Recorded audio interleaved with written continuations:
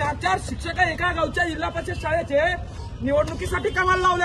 आमच्या पोरांना कोण घंटा शिकवणार आहे का? अरे कलेक्टर जल्दी जाओ, अरे अंग्रेज की औलाद जल्दी जाओ. आमच्यावर झालेला अन्याय मी सहन करणार नाही. मी या ठिकाणी आवाज उचलतोय. सामान्य लोकांमध्ये आवाज उचलण्याची हिंमत नाही. मी आवाज उचलतोय कारण माझ्यावर अन्याय झालाय. भेटायला बोलला की मी नाही येणार वरती.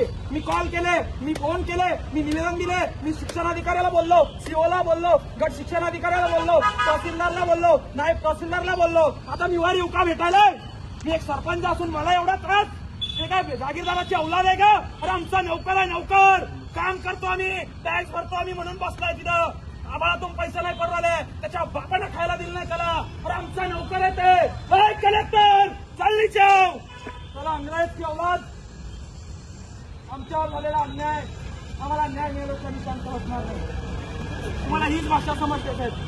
प्रेमाची भाषा, निवेदनाची भाषा तुम्हाला समजत नाही. तुम्हाला घोडे लावले, तुमच्या बापाच्या या ठिकाणी पगारातून तुम्ही खात नाही. आमचा शेतकरी बाप तुम्हाला पोचतोय, तुम्हाला जगवतोय, तुम्हाला खायला देतोय. हीच भाषा तुम्हाला समजते.